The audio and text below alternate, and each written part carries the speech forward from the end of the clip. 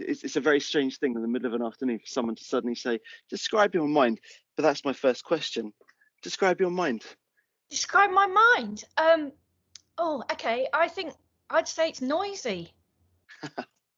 My mind is noisy. There's lots going on in it all the time, and it doesn't switch off very easily.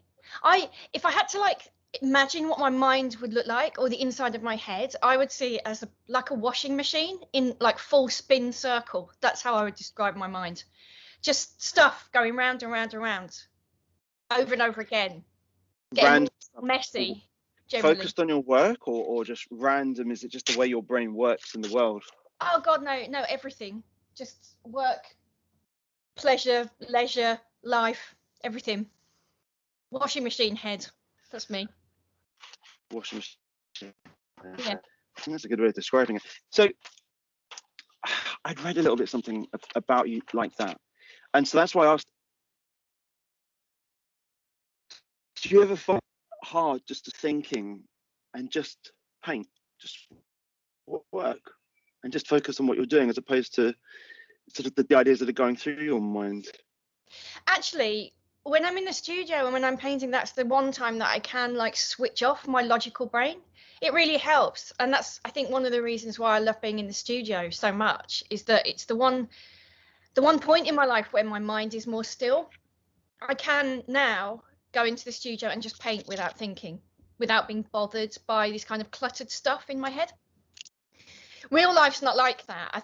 I what's the word, ruminate quite a lot. There's lots of stuff going on most of the time, but when I'm in the studio, that doesn't seem to happen. I'm just focused on what I'm doing. I'm working in the moment, and I have to respond to what I can see. So in a way, I can't allow intrusive thoughts from the rest of my life into that.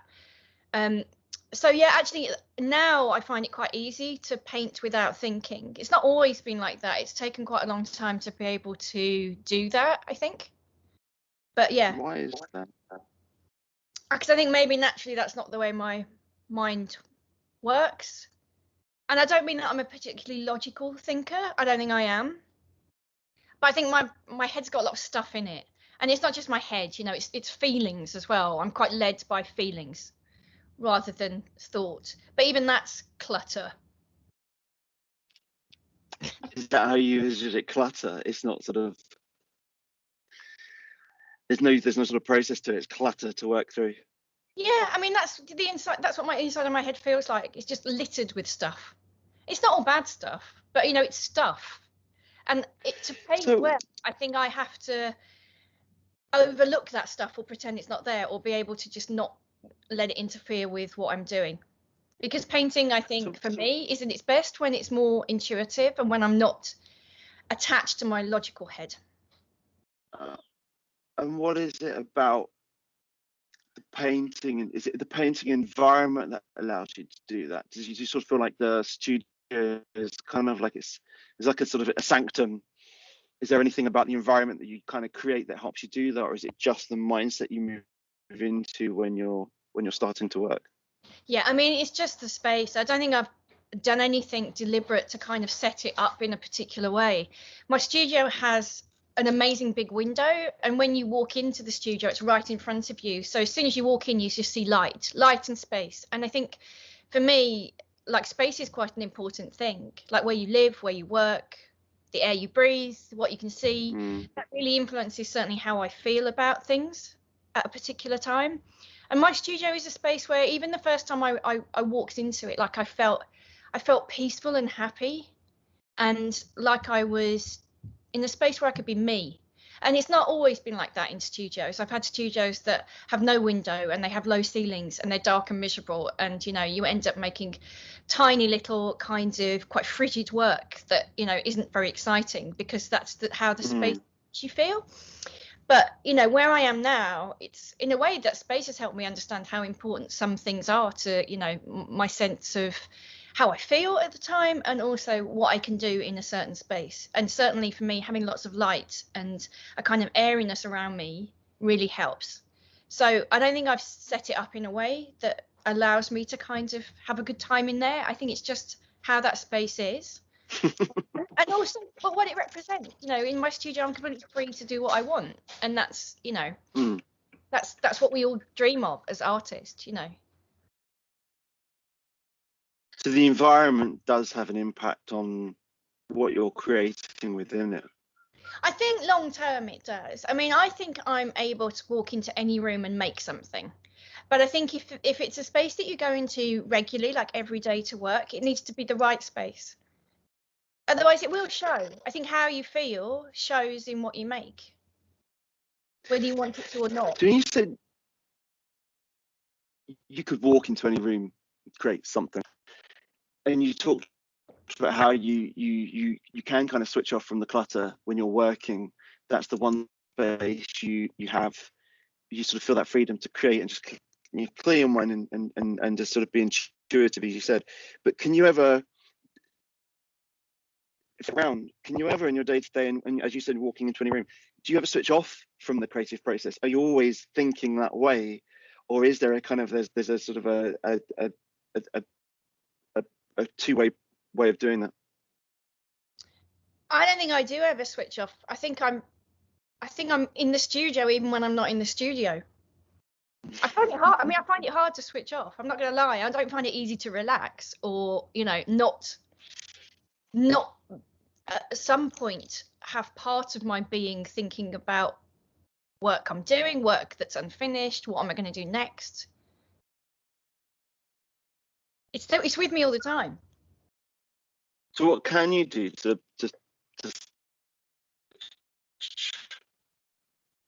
switch off? What things I do to switch. Well, I mean, like for me, it's like sort of absolutely kind of. Oh God, you know what I was going to say? Like watching like bad TV or films or something. But then I don't watch bad TV or films. I watch stuff that I'm really interested in, and my brain's still kind of whirring around. Don't know really. I mean, put it this way: I'm not someone that can do some yoga and, you know, feel zen. It just irritates me trying to not do anything. I'm a doer, you know. Anyway. Yeah. And it's not like I drive myself mad ruminating about the world. I do have a nice life where I come home and I drink wine and I feel, you know, happy and chilled. I read. I do watch. I watch a lot of like crime dramas. That's what I like watching, and documentaries about murder. There you go. That's something. That's quite dark. Yeah, so that's how I relax. Does there need to be or do you just think if work would suddenly change? You broke up then, so I didn't hear the question. Do you want to say it again? I'm sort of following this really because I think I've gone and just about every interview and article I can find that you've done that's searchable on Google, and there is this theme of that kind of, you know, what you've talked about and the sort of, you know, it's almost like an intensity with how you approach, but it's almost like you can't detach. But so I guess what I'm asking is, I'm sort of saying, oh, how do you detach and how do you remove from that process? How do you kind of unplug from that thought process? And if you did find a way, would that actually then just deeply impact your work? Is it something that doesn't need to happen? I mean, I can't imagine because I don't do it, but I'm just trying to think, because then that gets into the questions about whether everything an artist makes is about them and about how they live their lives or about how they experience the world. Is it? I don't know, because it does get into that kind of like, how much of our own subjectivity do we see on the canvas? And I think part of me would always say that my work isn't about me, but then I also can't imagine making work in a way that wasn't made by me and didn't somehow reflect my sensibility. I don't think you can change who you are to change the work you make, and vice versa. I don't think you can control the work you make. Ultimately, the truth comes out on the canvas. whether it's about you in a literal way or not. Not necessarily in a literal way, but I mean, I found by going through this process of speaking to artists and trying to understand a bit more, and it can sound a little bit fluffing odd questions about describe your mind, but what it sort of does for me, at least, is it starts to uncover the thinking behind the art and just the person. And so when you look at something you like in a piece of art, it stops being just the thing you see that you like or don't like, or for whatever reason, and you start see it as sort of a representative person who created it at that time and that place, and what were they thinking and what kind of mood were they in and what were they doing at the time. So I do think it's really interesting to ask these questions about, like, what was the environment and what went into that, because if anything, I've like by buying a little piece of who you were at that point. And I know you mentioned in some of the things you wrote to me before about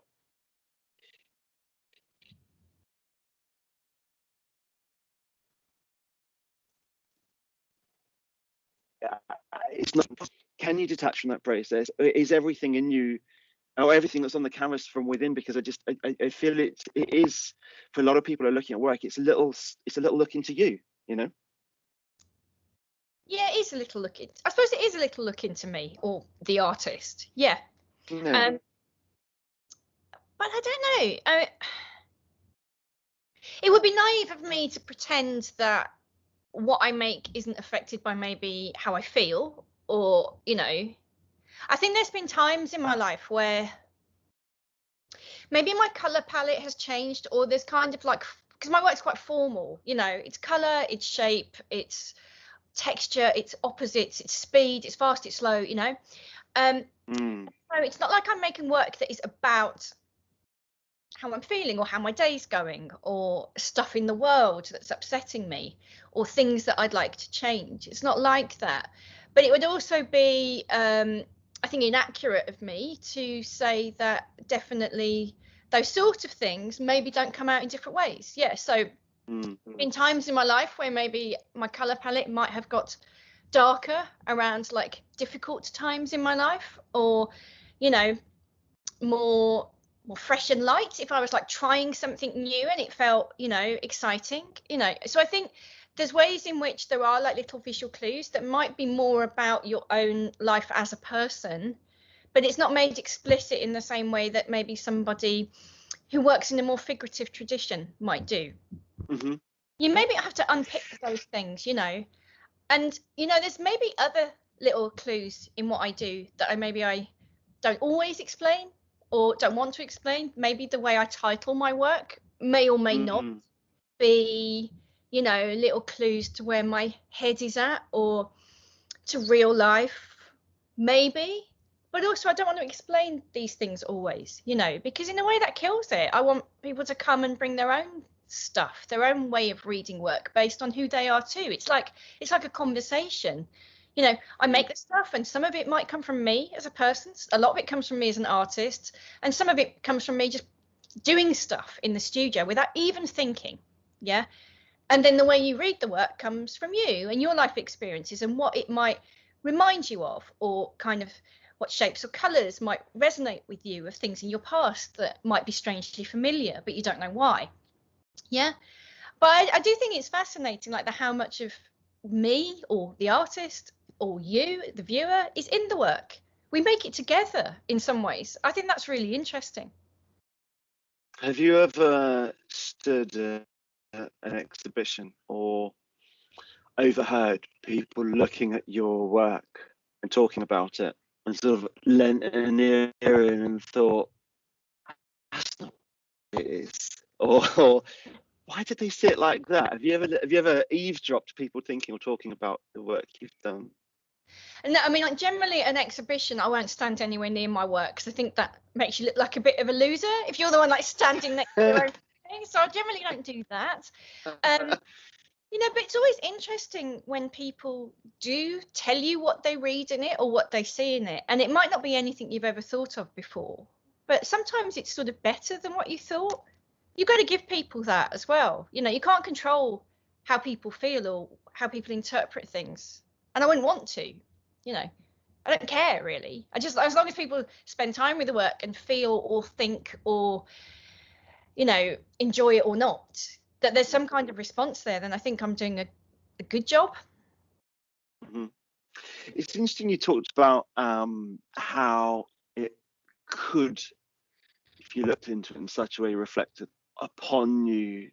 Do you think, I spoke to a week or so ago, I spent some time chatting to Zen's, and he was talking about how almost unwittingly he realized he was putting features in his work that were relating to a time and a place. And he realized, for example, when he was going, I think it was through a breakup, he was unwittingly putting bridges everywhere because it just sort of in his mind felt like it was a psychologically relevant thing to do. And it was only after the event when, whenever I'm feeling like this, I paint that.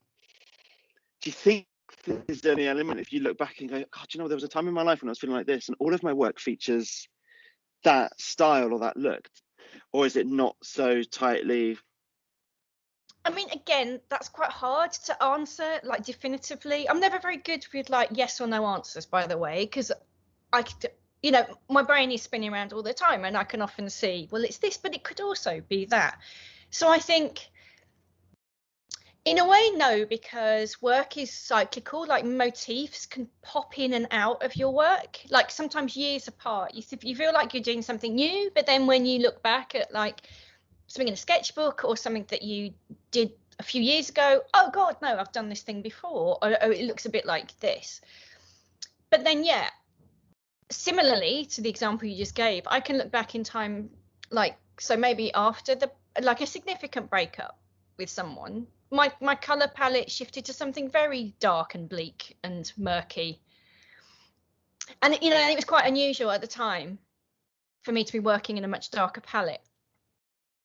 Of course, I would never say that at the time. I was, you know, exploring something new or whatever. But like looking back now, I think it's quite obvious that that happened at a significant point in my life. Yeah. So, you know, but how aware of that I was, it's certainly not a conscious decision of, oh, I feel a bit, you know, weirded out by the world and things have got a bit dark for a minute. Oh, I'm going to shift to like, you know, darker colours, you know, that, because that would be rubbish to do that as well. That is crap. So I wouldn't do that. But, you know, what? Anyway, so why do any of us do what we do? I don't know. And if you start asking those questions as an artist, you'd end up not doing anything. You know, the what does it mean? What am I doing? They're questions you must never ask because you know, what's the point?